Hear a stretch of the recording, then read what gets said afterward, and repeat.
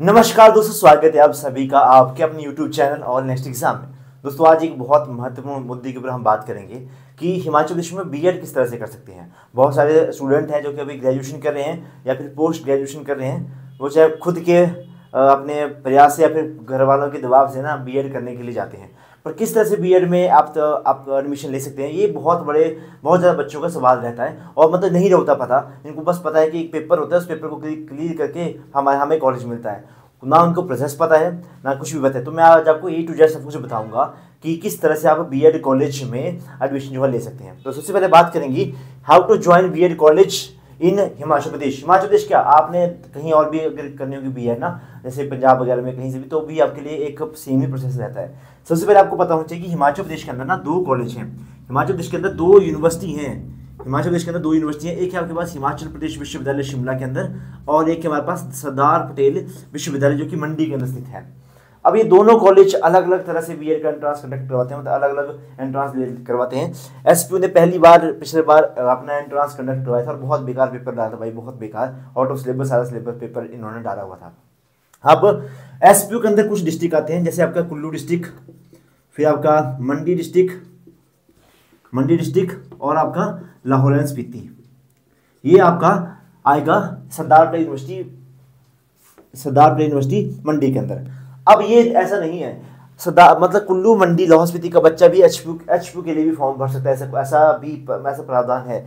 और जो बाकी बचे डिस्ट्रिक्ट हैं, जो आपके रिमेनिंग डिस्ट्रिक्ट हैं और कुल्लू के आपके दो इनके साथ इनके आपके आते हैं, एक शायद निरमंड वाला और आनी वाला, निरमंड और आनी, ये दोनों भी आपका एचपीयू के अंदर आते हैं। ठीक है जी, यानी कि कुल्लू आपका मंडी, आपका सरदार यूनिवर्सिटी के अंदर मंडी का पूरा जिला, इसमें बहुत सारे कॉलेज है भाई, और कुल्लू के मैक्सिमम दो ही कॉलेज हैं, एक शाड़ाबाई के अंदर और एक और है, दो कॉलेज हैं, वो सारे आएंगे आपके एचपीयू के अंदर। लाहौल स्पीति वाले भी इसी के अंदर आएंगे। बाकी जितने भी डिस्ट्रिक्ट बची वो सारे एचपीयू के अंदर आते हैं। अब एचपीयू के अंदर भी अलग अलग सीट्स हैं, मतलब कुल मिला के 7,000 समथिंग 7K तक सीट्स मान के चलते हैं। ये कुल मिला के है हिमाचल प्रदेश के अंदर बीएड के लिए। अब एचपीयू के लिए अब सरकारी सीट्स कहाँ पे है, मेनली दिक्कत कहाँ पे है, आपको सरकारी सीट के लिए फाइट करनी पड़ेगी।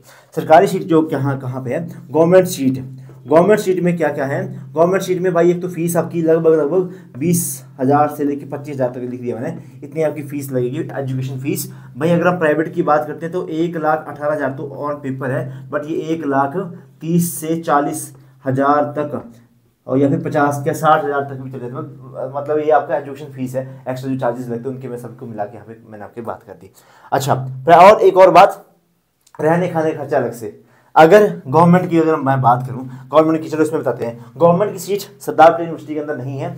एचपीयू के अंदर दो कॉलेज हैं, एक एचपीयू खुद, वहाँ पे 100 सीट्स हैं आपकी गवर्नमेंट की, और एक धर्मशाला के अंदर है, Dharamshala government college of teacher education Dharamshala के अंदर, यहाँ पे 250 सीट्स हैं आपकी बीएड के लिए। तो काफ़ी 350 सीट्स हैं आपकी कुल मिला के गवर्नमेंट में। इसमें भी आपका 30 सीट्स आपकी रहती हैं मेडिकल की, 20 सीट्स रहती हैं आर्ट्स एंड कॉमर्स की, और जो 50 सीट्स हैं वो रहती हैं आपकी नॉन मेडिकल की। सिंपल सा मैंने बता दिया।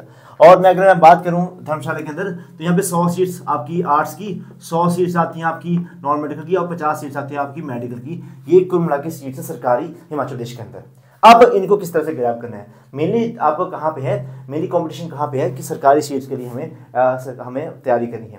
बट मुझे ये भी पता है कि घर के नज़दीक अगर बहुत कॉलेज मिल जाए तो उसके लिए भी आपको बहुत जद्दोजहद करनी पड़ती है, मतलब प्राइवेट कॉलेज भी नहीं मिल पाता। कुल मिला के मैं अगर बात करूँ, लास्ट टाइम 11,000 लोगों ने एचपीयू के लिए फॉर्म भरा था। 11,000 बहुत कम हो गया था आंकड़ा लास्ट टाइम, बट इस बार दोबारा से बढ़ेगा। इससे पिछली बार 21,000 लोगों ने इस फॉर्म को, 21 की 22,000 लोगों ने फॉर्म को भरा था। तो आप कुल मिला के चलें कि ये जो आपका बीएड का जो क्रेज़ है वो अभी हिमाचल प्रदेश में खत्म नहीं हुआ है। जैसा कि खबरें आती रहती कि कमीशन तो आ नहीं रहा, ऐसा वैसा। बेटा कमीशन समय समय पे आता रहता है, चाहे वो हिमाचल प्रदेश का हो, सेंट्रल लेवल का एग्जाम हो, है ना। 2022 में मेरा अभी बीएड कंप्लीट हुई थी, तो मैंने खुद देखा केवीएस का आया, ईएमआरएस का आया, फिर आपका पीजीटी का आया, असिस्टेंट प्रोफेसर का आया, और दिल्ली और चंडीगढ़ गए तो चले ही रहते हैं। तो ये सारे कमीशन हमने देख लिए हैं और मेरे क्लासमेट बहुत सारे लग भी चुके हैं इस फील्ड में। ठीक है, अब मैं बात करूँगा आपका 2 कॉलेज हो गए। अब इसमें किस तरह से आप एनरोल कर सकते हैं उनके बारे में मैं अभी बात करूंगा, क्योंकि भाई रोड मैप है कंप्लीट वीडियो में आपको बता रहा हूँ, एक एक चीज़ आपको गाइड करके दिखा रहा हूँ। और एक और बात, मैं 2020 से लगातार बीएड की तैयारी करवा रहा हूँ और लगातार 2 साल से रैंक 1 कैंडिडेट हमारी ही इंस्टीट्यूट से निकल रहे हैं। हमने उनके साथ इंटरव्यू भी करा, आप उनके साथ देख सकते हैं। मेरे खुद का रैंक 2 था, मैंने भी एचपीयू से ही बीएड कर रखी है। सरकारी से बीएड करने के फायदे भाई बहुत सारे हैं, बहुत सारे। एक अलग ही माहौल मिलता है पढ़ने का, कंपटीशन का पता चलता है कि कहाँ पे कंपटीशन है, जो एक्स्ट्रा कंपटीशन है उसका आपको पता चलता है, ठीक है। तो बीएड ऐसा मत करना कि भाई बीएड करके क्या रहेगा। बीएड अगर आपने कर लिया, बहुत सारे रास्ते खुल जाते हैं। नियर बाय स्कूल में पढ़ा सकते हो, बहुत सारे उधर तो 3-4 हज़ार मिलता है। ट्यूशन पढ़ा सकते हो भाई साइड वाइज, ओके। फिर जो आपके प्राइवेट कॉलेज स्कूल है हिमाचल प्रदेश के अंदर, डीएवी वगैरह हैं, बहुत सारे हैं जो सीबीएसई स्कूल है ना, उनमें बहुत अच्छी सैलरी जो है मिलती है, ओके। तो आप एक्सपेक्ट मत करो कि भाई गवर्नमेंट भी समय समय पे आती है। अभी हिमाचल प्रदेश में टीजीटी का भी आएगा, अभी बहुत 3-4 साल से नहीं आया बट आएगा, ओके। मतलब मौका आपको जरूर मिलेगा, ऐसा नहीं है कि भाई आएगा नहीं, खत्म ही हो जाएगा, ओके। टेट क्वालिफाई सब कुछ होगा। अच्छा, अब हम बात करेंगे आपका कि किस किस तरह से क्या क्या प्रोसेस रहता है। सबसे पहले तो इनका रहेगा आपका एक एंट्रांस टेस्ट होता है। एंट्रांस टेस्ट होगा, ये होगा आपका 150 मार्क्स का, और जो टॉप रैंकर्स रहेंगे उनको उस हिसाब से कॉलेज जो है वो मिलेंगे। मान लो किसी के टॉप रैंक, जैसे मेरे थे 108 नंबर थे मेरे, तो मेरा था सेकंड रैंक, है ना, सेकंड रैंक था। तो सेकंड रैंक था तो मैंने एक ही कॉलेज प्रेफरेंस बढ़ती एचपीयू, और मेरे को एचपीयू भी मिला और साथ में मेरे को हॉस्टल भी मिला। हॉस्टल में बहुत नॉमिनल चार्जेस बेटा, 3000 रुपया पूरे साल के लिए फीस लगती है, 3000 रुपये सिर्फ और सिर्फ, ठीक है। तो बहुत नॉमिनल चार्जेस में आपको शिमला जैसी जगह के ऊपर पढ़ सकते हैं, जो शिमला जैसी जगह में आके आप पढ़ सकते हैं, ओके। फिर ये अगर मैं बात करूँ, चाहे एसपीयू हो चाहे एसपीयू हो, तो आपको दोनों में ही आपको मतलब एंट्रांस देना पड़ेगा। एंट्रांस जनरल कैटेगरी की 53 मार्क्स होंगे तो क्वालिफाई रहेगा, अदर कैटेगरी के लिए 45 मार्क्स रहेंगे तो क्वालिफाई हो जाएगा। बट जो टॉप रैंकर्स आएंगे उन्हीं को ही आपका या तो गवर्नमेंट कॉलेज मिलेगा या तो अपनी चॉइस का प्राइवेट कॉलेज मिलेगा।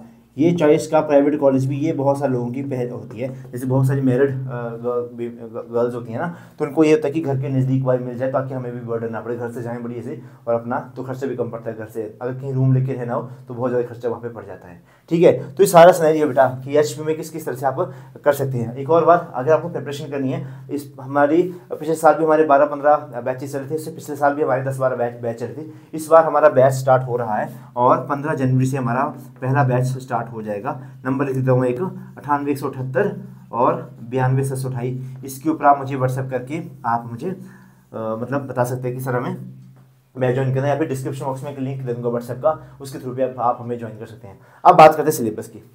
अब चलो सिलेबस की मैं एक अलग से वीडियो भी बना दूंगा डिटेल सिलेबस की, ठीक है। अभी के लिए मैं क्या करता हूँ, एक मोटा मोटा आपको आइडिया जैसा दे देता हूँ कि किस किस तरह से सिलेबस रहता है। और इस मतलब उसमें वहम में मत रहना कि हम उसकी तैयारी खुद से कर लेंगे। मैं आपको स्क्रीनशॉट शेयर कर दूंगा बेटा, बहुत सारी से मैं तैयारी करवा रहा हूँ ना, फिर बाद में ऐसा ना हो कि फिर चॉइस के कॉलेज नहीं मिलता और बहुत सारी सीट्स खाली रह जाती है। फिर बीएड की क्यों रहती हैं, जब मैं हमीरपुर के बंदे को लाहौल स्पीति का कॉलेज मिलेगा या फिर चंबा का कॉलेज मिलेगा, कौन जाएगा, छोड़ देते हैं फिर सारे। इससे अच्छा अगले साल की तैयारी करेंगे। मेरे पास ऐसे कैंडिडेट हैं जो पिछले साल जिन्होंने सोचा कि हम खुद से कर लेंगे, इस बार उन्होंने पहले ही बैच में एनरोल करवा दिया।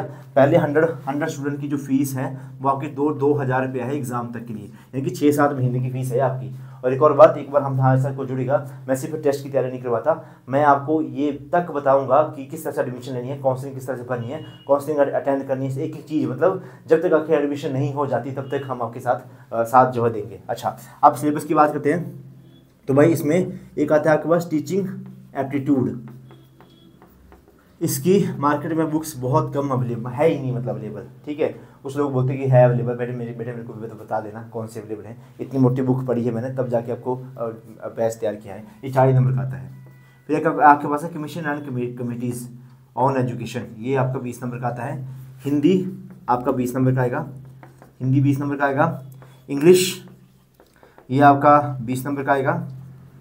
फिर रीजनिंग, इस बार मैथ नहीं करवा रहा मैं, लास्ट टाइम नहीं आया था। रीजनिंग, ये रीजनिंग आपकी 20 नंबर का आता है, ठीक है। कितने हो गए, 40, 60, 80, 100, 120 और जीके आता है आपका 30 नंबर का। ये कुल मिला के सिलेबस आपका रहता है। इतना सिलेबस में से आपको करना पड़ेगा क्वालिफाई, ओके।